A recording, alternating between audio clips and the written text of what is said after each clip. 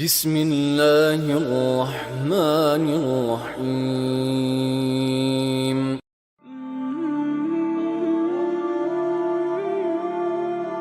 مصر کے بادشاہ نے اپنی بیٹی نکاح میں دی، واپس آئے، اولاد کوئی نہیں، 2 بیویاں، 86 برس کی عمر ہو گئی، مانگتے مانگتے مانگتے 60 سال کی دعاؤں کے بعد اللہ نے بیٹا دیا، اسماعیل۔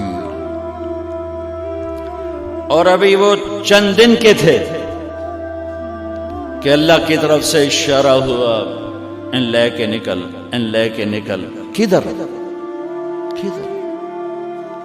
اللہ نے سارا کے دل میں ڈال دیا، کھچاؤ، دل بند کر۔ سارا کہے بڑی بیوی، انہوں میری اکھیاں تو دور کر، میرا دل کٹیندہ ہے، انہوں اولاد ہوگی مینوں نہیں ہوئی، انہوں میری اکھیاں تو دور کر، میں نہیں ویکھ سکتی۔ انہوں نے سمجھا سوکن پنا ہے، جبریل آ گئے کہ اللہ تعالیٰ فرما رہے ہیں جیسے کہہ رہی ہے ویسے کرو، لے جاؤ۔ کہ اللہ کہاں لے جاؤں؟ کہاں جہاں ہم کہیں۔ تو اللہ میں جاواں کیویں؟ کہا جبریل آئے گا، زندگی میں پہلی دفعہ کائنات کی زندگی میں پہلی دفعہ جبریل انسانی شکل میں اونٹ پہ آئے، آگے جبریل اور پیچھے ابراہیم علیہ السلام، بچہ اور بیگم بھی ہاجرہ 20-22 سال عمر۔ چلو سارا سے بیٹا ہوتا، وہ بھی 80 سال کی ہو گئی تھی، تو ایک عورت زندگی گزار چکی ہے تو اس کو جدا کرنا آسان تھا۔ ہاجرہ شہزادی 22 سال 20 سال عمر۔ چلتے یہ دن 3 ہفتے لگے، 4 لگے، مہینہ لگا، 2 ہفتے لگے، پتہ نہیں، اللہ ہی جانتا ہے۔ لیکن جب مکہ کی وادی میں پہنچے، جب نہ انسان، نہ درخت، نہ پانی، نہ سایہ، نہ غذا، اور ایک نشیب وادی جس کے چاروں طرف پہاڑ، صفا، مروہ، جبل ابی قبیس اور جبل ہندی یا جبل عمر، آج کل اس کا نام ہے، پتہ نہیں اس وقت کیا نام تھا، اب تو سارے صاف ہو گئے۔ یہ 4 پہاڑوں میں ایک نشیب آیا، تو جبریل نے کہا یہاں اپنے بچے اور بیوی کو اتار دیں اور واپس چلے جائیں۔ جب آگ میں ڈالا تھا تو ایک لفظ نہیں بولے تھے، اور ایک طرف ہوا کا فرشتہ، ایک طرف پانی کا فرشتہ کہ ہم آپ کی مدد کریں، کہ اما الیک فلا، نہیں تمہاری ضرورت نہیں، اما اللہ فنعم، اللہ ویکھ رہا ہے، انہوں بچاونا ہوا تو بچا لے سی، یہ ساڑنا ہوا تو ساڑ دے سی، میں تہاڈی لوڑ بھی فرشتوں سے بھی بے نیاز ہو کے۔ اور آگ کی طرف جا رہے ہیں خاموشی کے ساتھ، بس ایک لفظ، حسبی اللہ ونعم الوکیل، حسبی اللہ ونعم الوکیل، تیرے سپرد ہر شے۔ اس خوفناک آگ کے سامنے ایسا صبر، ایک لفظ نہیں بولے۔ جب جبریل نے کہا ایتھے چھوڑ دے ہو، ایک دم یہاں کیسے چھوڑ دوں؟ یہاں تو نہ کوئی انسان ہے، نہ اسباب زندگی ہیں، نہ پانی ہے، کچھ بھی نہیں ہے، کیسے چھوڑ دوں؟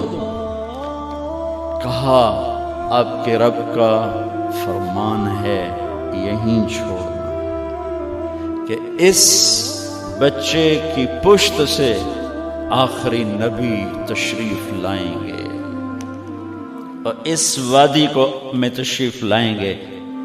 اسلمت لرب العالمین، ٹھیک چھوڑ دے۔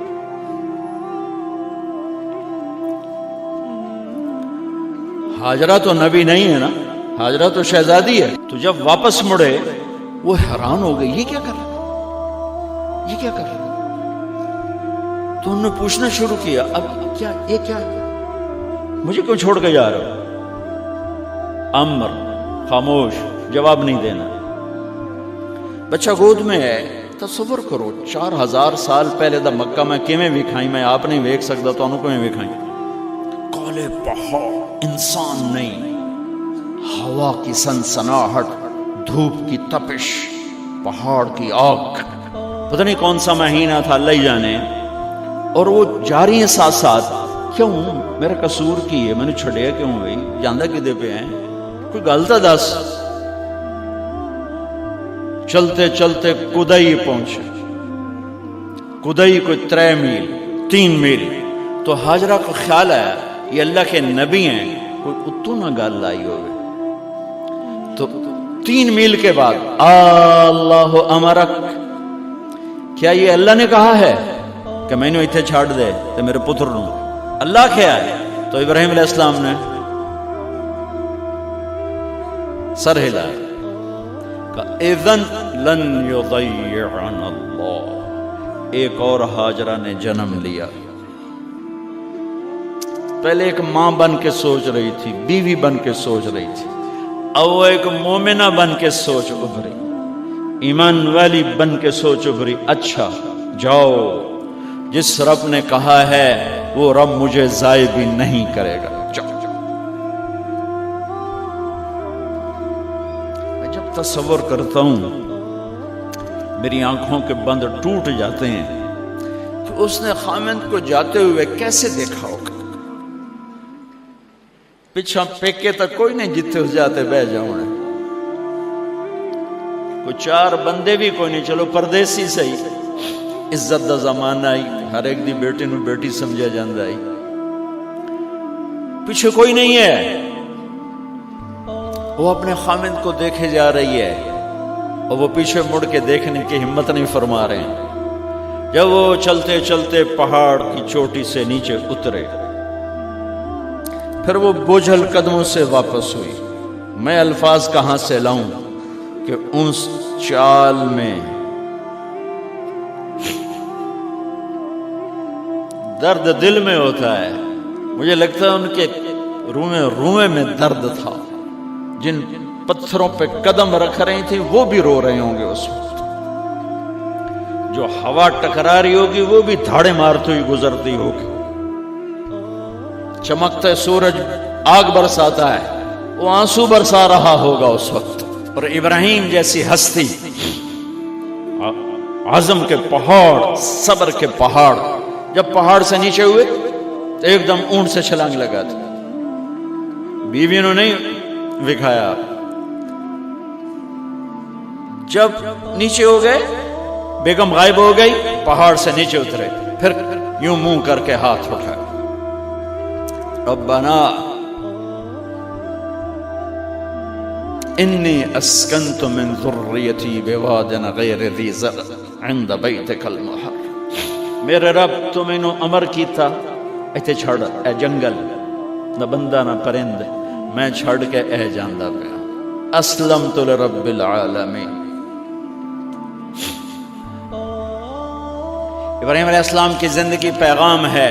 ہمیں بیوی بچے چھوڑنے کو نہیں کہہ رہا، ہمیں کہہ رہا ہے جھوٹ چھوڑو، فحاشی چھوڑو، بدماشی چھوڑو، بددیانتی چھوڑو، خیانت چھوڑو، شراب چھوڑو، بدکاری چھوڑو، جوا چھوڑو، ظلم چھوڑو.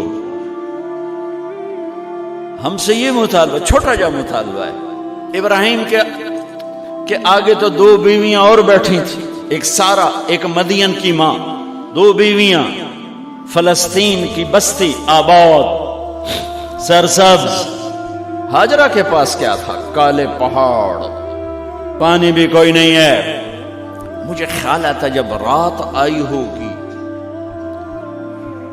تو رات کا اندھیرا، پہاڑوں کا اندھیرا، کالے پتھروں کا اندھیرا، گہری وادی کا اندھیرا، ان سارے اندھیروں میں ایک عورت کا تصور کرو، معصوم بچے کو گود میں لے کے جب بیٹھی ہوگی تو تاروں نے ابھر کے دیکھا ہوگا کہ یہ کون مائی ہے.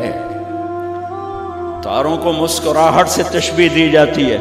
میں کہتا ہوں اس رات تارے بھی روئے ہوں گے، چاند بھی حیران ہوگا، ایک چکرے کون بی بی بیٹھی ہوئی ہے. اس مائی کی رات کیسے گزری، آنے والا گرم دن کیسے گزرا، پانی ختم ہوا، بچے کی ایڑیاں اور آہو بکا، اللہ زمزم پہلے کیوں نہ کڑھیا؟ اللہ کو پتا تھا میں نے زمزم نکالنا ہے، پہلے کیوں نہیں کڑھیا؟ انہوں روایا کیوں؟ مانو دوڑایا کیوں؟ صفا مروہ پھر پھر پھر پھر سینہ پاٹ گیا۔ یہ میرے اللہ نے دنیا کو امتحان کی جگہ بنایا ہے۔ وہ الف لام میم احسب الناس ان يتركوا ان يقولوا آمنا وهم لا يفتنون ولقد فتنا الذين من قبلهم فليعلمن الله الذين صدقوا وليعلمن الكاذبين۔ میں تسی کلمہ پڑھا ہے نا میرا، اب میں امتحان لوں گا۔ تسی پہلی تو دوئی چ نہیں جاون دین دیو جب تے امتحان پاس نہ کرے۔ پہلی تو دوئی بھی کوئی کلاس ہوندی نہیں، امتحان دیو امتحان دیو، پاس ہو گئے چلو ہن دوئی بہاؤ، نہیں پچھا لے جاؤ۔ ہے میرا اللہ کہتا تمہیں جنت دینی ہے، اپنی رضا دینی ہے، تھوڑا تو مینوں کھڑکاون دیو، کچھ تو میں کھڑکاواں گا، لیکن اوئے ہائے اتنا نہیں۔